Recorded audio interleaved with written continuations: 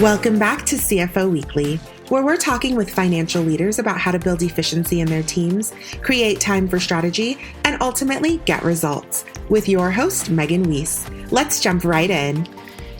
Today, my guest is Stephen Nutt. Some of you may remember Stephen from episode 4, Earning a Seat at the Strategic Table.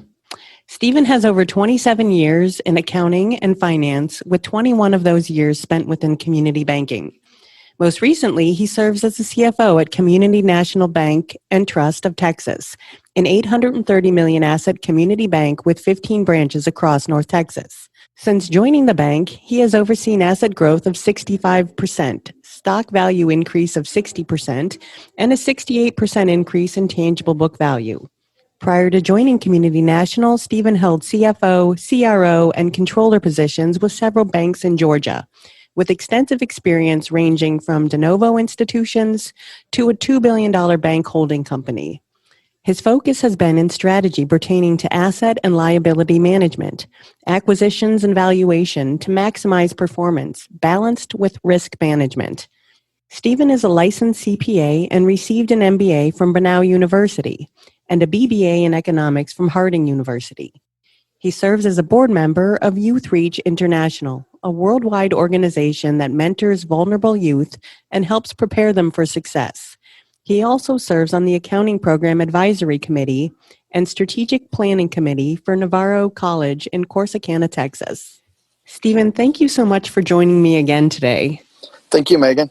Yeah, you were a guest way back in the beginning of the podcast, episode 4, and I love the advice you gave in that episode on earning a seat at the strategic table. Now, here we are 6 months later, looking to end 2020 and thankfully begin a new year. And today we're talking about the mergers and acquisition landscape for 2021 and how to make the most out of M&A opportunities, whether you're looking to buy or sell. So let's get started. For all of those who haven't heard your previous episode, tell me about your career progression. How did you get to where you are today? Sure.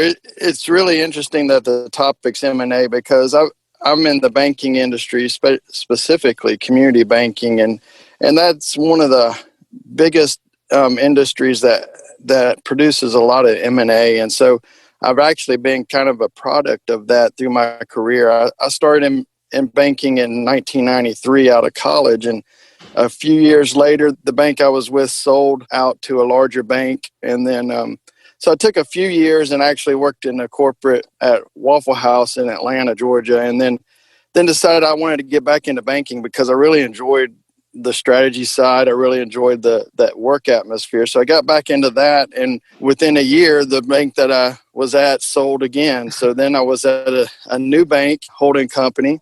We were actually more on the acquirer side at that point. So we had acquired a small bank in a small town, and I moved over to that division and was the CFO for that division. And then within about a year of that, we sold out to SunTrust. So I was again looking for an opportunity and had to, at that point, change jobs and go to another bank as a CFO. And then opportunity arose in Texas, and I was able to come out there to join Community National Bank and Trust in 2014, and been there almost 7 years now as the CFO. And it's really a neat place and a neat opportunity because it is a bank that's been around since the 1960s. So it's a lot longer and more stable. And we've been actually on the acquire side a couple of times since I've been there. So we're always looking for opportunities from a strategic standpoint. So that's kind of how I got to where I'm at and why I'm interested and enjoy the M&A side of things. Tell me about Community National Bank and Trust. What do you think it is that makes them unique?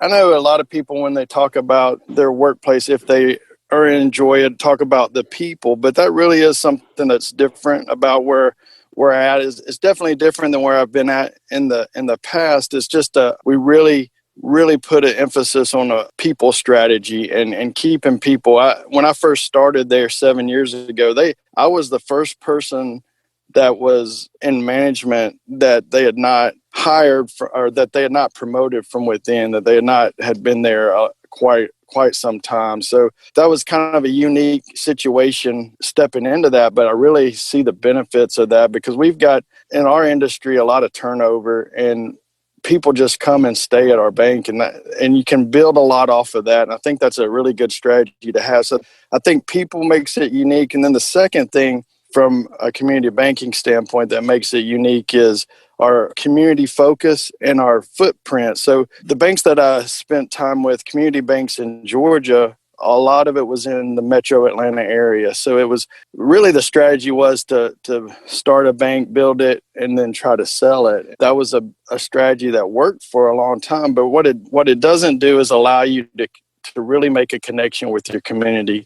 And like I said, Community National's been around since the 60s. And really, in the small towns that we're in, we are so involved in the community that people recognize us, people appreciate our help. And so then as we've started growing, we've tried to take a strategy of not to get into the certain metro areas. So we might be on the outskirts of DFW, but we really tried not to go inside because we want to be in communities where we can make an effect and affect people's lives. And I think that's been a strategy that's really paid off for us, and not chasing after the fastest growing banks for M&A. We kind of focused on areas where we think we could actually make a difference. And so I think those two things have really been something unique in my career that I've seen about Community National Bank.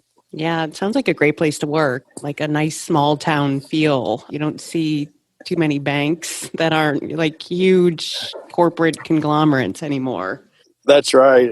I think we were voted one of the top places to work in Texas last year. And that's something that we really pride ourselves on. And I mean, when they do those type of surveys, we often get that family feel. You know, the comment we hear often is feels like a family, and it feels like I'm just working with my family. And so that's something we pride ourselves on and really try to focus on when we hire people. So how has 2020 differed from other years for the bank? What have been some of the unique challenges you've seen this year? Well, there's been quite a few, obviously, with COVID and how do you deal with that? It's interesting when we do a lot of business continuity planning. There's always been the pandemic. You know, you're supposed to run that scenario, and we always would have it on paper, but until you're actually inside of it, you don't know how everybody's going to react. And so it's really changed some things. Work from home, I know that's been talked a lot about on the podcast over the last few months, but that's something that banks, we just never thought really that you could do with your people. But we sent people home. Our IT department rolled out about 30 to 40 laptops where they could VPN and into the bank and work from home just like they were working in their office. So that flexibility and adaptability was something that came out of this year that was a unique challenge. Closing branches, lobbies, not branches, but closing the lobbies. And that's something that, especially in the small communities where people come in and have coffee and talk and those type of things, it's relationships. So that's been tough for us to do, but it is something that had to be done. And the good thing is that customers understand it this time. So that ended up having an effect on is how going forward, a lot of people are going to be out of the habit of going to the bank itself. And I've read some stuff about, the scarring effect or things that change that never go back.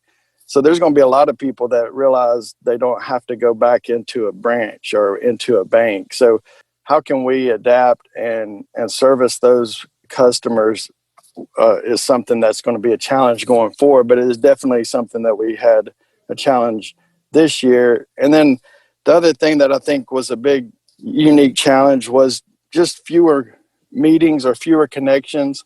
Obviously, Zoom has helped out a lot with that, but we as a bank met every Friday with all of the officers, and it was just always a good way to stay in contact. I would give out some financial information, or somebody might speak about compliance issues or just things to keep us all feeling like we're a part of the team. So it's been a challenge to make everyone still have that family and that team feel. And so that's been a big challenge for us because that was a big part of what we do. Yeah. And then lastly, the interest rate, the interest rate environment has really hurt us because the community banks, we really make money off the margin. And when they dropped interest rates 150 basis points back in March, it really was a struggle for us to be able to try to continue to keep our margin up. Yeah, I imagine. Good for us consumers, but not very That's good right. for banks. That's right. So as we look to begin 2021, what is the M&A outlook?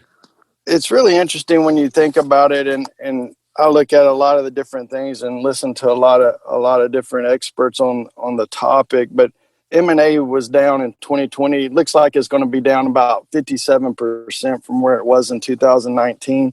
I was at a conference in January, an M&A conference, and the big buzzword, big thing that everybody was predicting was mergers of equals, because you just had that happen with a couple of super regional banks that they're trying to grow and compete with the big four. So there was a lot of buzz around that. Capital in the banking industry was at all-time highs. So you start thinking people are going to start deploying that capital in different ways, which a lot of that is through acquisition. So it was really poised to have a big year. If you look at the January numbers of 2020, there was record highs on M&A in 2020, and then it is almost like the brakes just got slammed on in March, and you saw hardly anything for the next 3 or 4 months.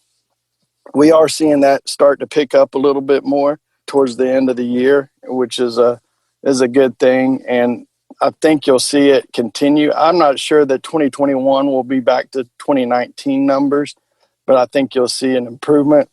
The uncertainty of the virus and how everything ends up responding to that, I think, is really how you can judge what M&A is going to be like in the future, because there's just, in the banking industry itself, a lot of M&A is driven around asset quality.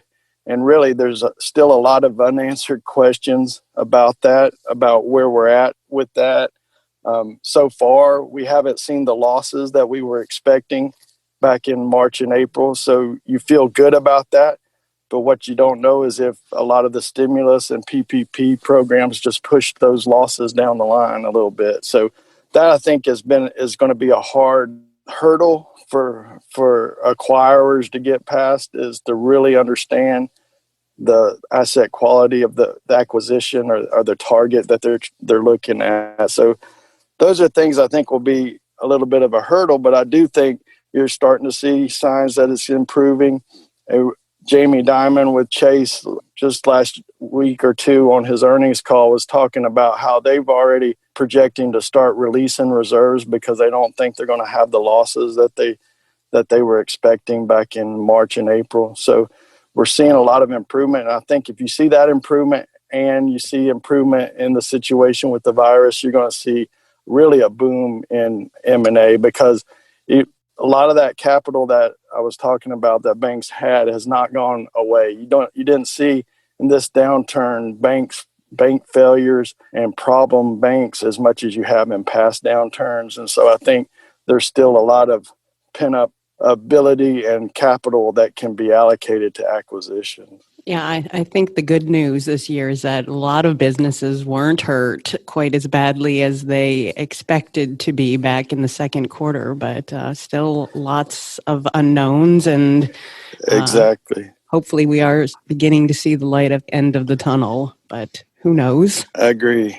I know it's definitely hard, makes it hard when we just went through a strategic planning process at our bank and budgeting process, and a lot of it, there's just so many unknowns. It's really hard to model with any type of certainty what the future holds. How do you value a target? What kinds of things are you prioritizing throughout your analysis? There's several things we look at. I know in the past, and I kind of mentioned some of my history in the metro area, a lot of it was about earnings and driving earnings, and that's what you value when you look at a target, is their earnings potential. So those were things that we've used in the past. But we try to be a little bit more strategic oriented about what we're doing. And so we look at obviously people, because people is a big part of any type of acquisition. You hear it at a lot of conferences I go to, and anything you read about M&A, that cultures, trying to mesh two cultures can be really tough. And so we really feel like that starts with people. We use a lot of industry benchmarks. I do a lot of peer analysis and analytics to try to figure out specific needs that we have that we might want to improve in, and look at those targets. I think that's important, instead of just chasing earnings and chasing the loans at different banks.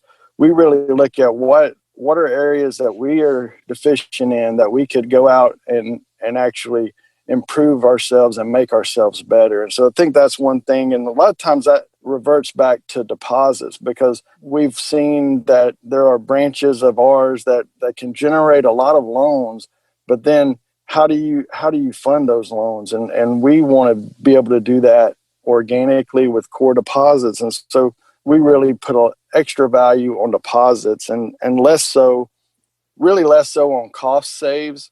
You talk about that with M&A philosophy and policy, but many times that's hard to judge, because we're not a bank. We don't go in and just cut people. We don't go in and make an acquisition and cut half the staff. We go in and we try our best to maybe repurpose jobs and keep everybody that we can. And we're not as big on the cost saves. We're more on what can it provide for our future from a strategic standpoint, and fill some gaps where we are a little bit deficient. So that's kind of how we put a value on a target and prioritize. And so some of that is on the deposit, like I mentioned, but also on pricing.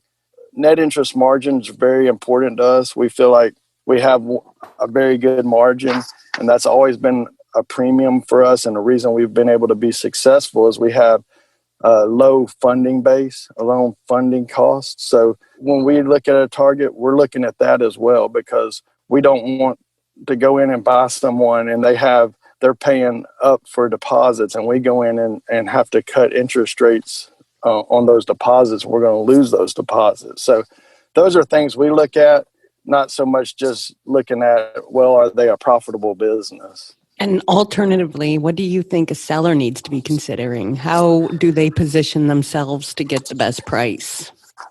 Well, first off, I think any seller needs to really know what the value of their organization is and why they're wanting to sell.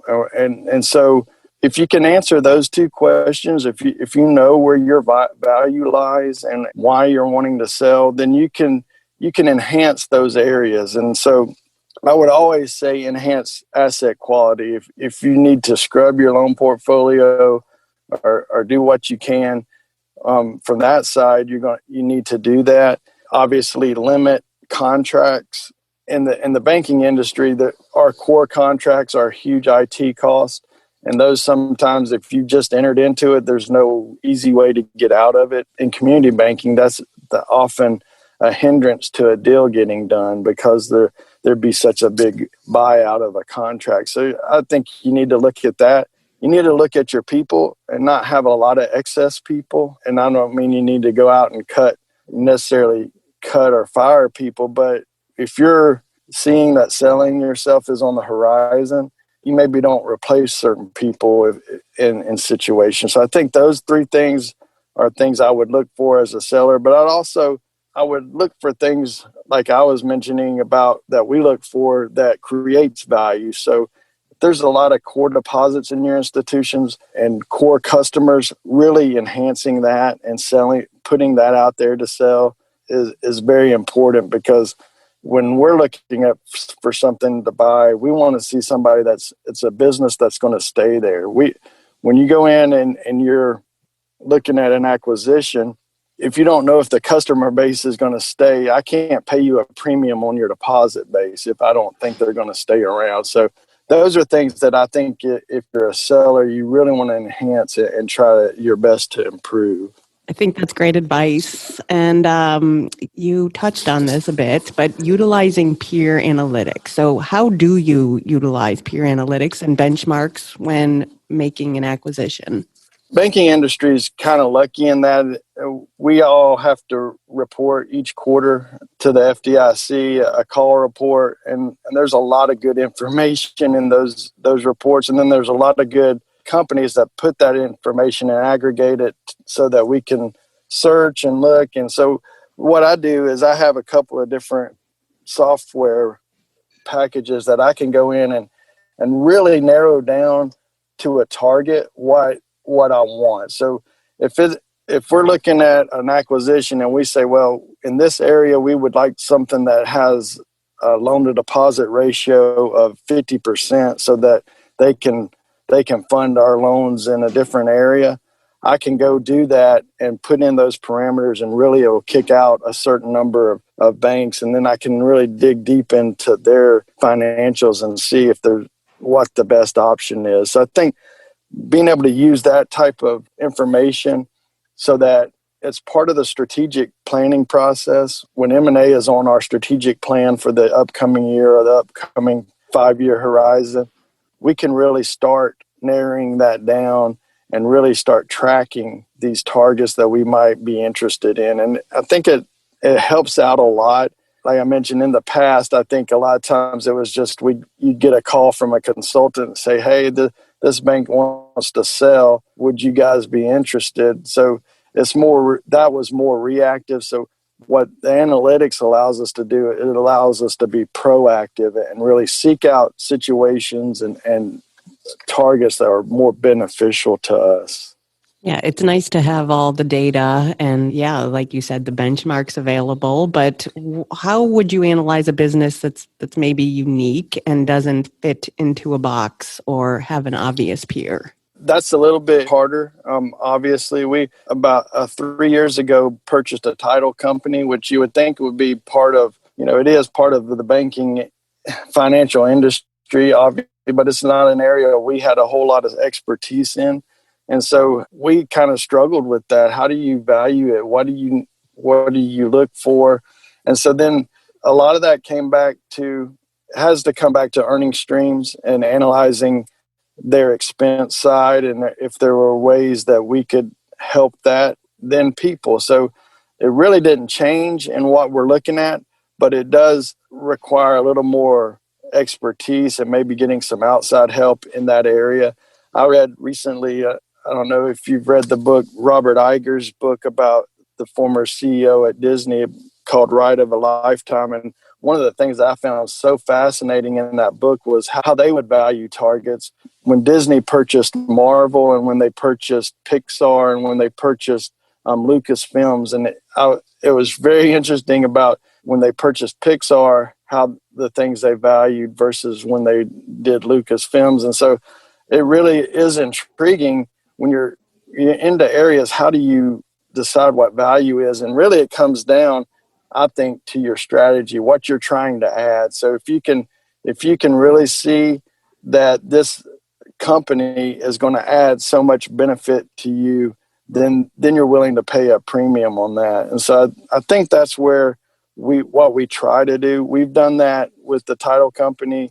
One thing that we've learned, and I think is not a terrible strategy, is that it's hard to purchase something that you're not really in the business of. So you do need to be sure, and there needs to be extra due diligence done in those areas.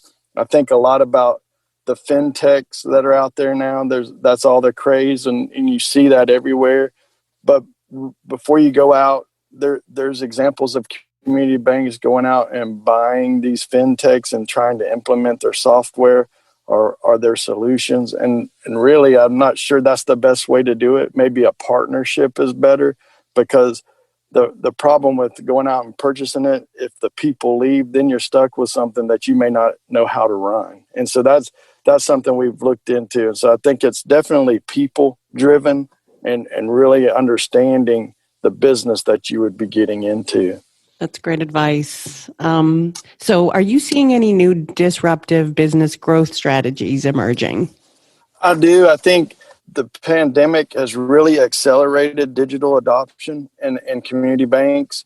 Something I was listening to last week was saying they estimated that it accelerated digital adoption by 4 years in banking. And I don't disagree with that, because we've even seen it at our bank, where a lot of times community banks have been those that would do the analysis paralysis deal, where you sit around and you can analyze something to death and never implement it. And 2020 didn't allow us to do that because of the PPP program and just the work from home and those type of things. We had to find solutions and find them fast. And so I think that mindset going forward was something that is really good. What I think about is the digital branch.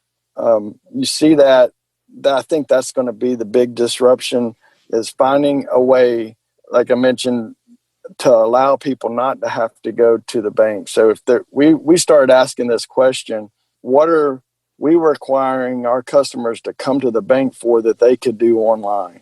And if we don't have a solution, we need to find a solution. And so those type of things and companies that provide that, I think, are going to be a big disruptor, because from a deposit gathering side, that's never been a huge part of a community bank business model. But we're starting, and a big part of our strategic plan going forward is our phone needs to be a branch. And so we need to invest in developing that to the same point we would if we went out and bought an acre and put a branch building on. If we're not willing to invest into our phone branch, then we need to reassess where we're at. And I think if we're not willing to do that, it's definitely going to disrupt the community banking business. Yeah, I've actually also read a lot about COVID pushing digital adoption forward by 5 to 10 years. So it's 10, interesting. Yeah. Yes. I saw there was an article I read about a community bank up in New Jersey with the PPP program. They decided to go all in more than even most, and they partnered with some fintech that could actually process those things through AI. And they were able to do, this bank did, I can't remember, I think they doubled or tripled their loan portfolio with PPP loans, because they were able to do them and process them so fast when so many other banks were having trouble even getting into the SBA system to be able to do them. So if you can find alliances like that or partnerships like that, that does nothing but improve or help your business going forward. And we got to be able to do that. And that hasn't always been the mantra of a community bank. So that's kind of a change in mindset. And I know we've touched on this a bit, but beyond purchasing a profitable business, what are the types of things you're looking for when making an acquisition? It kind of goes back to some I've already mentioned, but I really think it needs to be part of your strategic planning process. And really knowing yourselves first, knowing yourself and what your weaknesses are and being honest about that.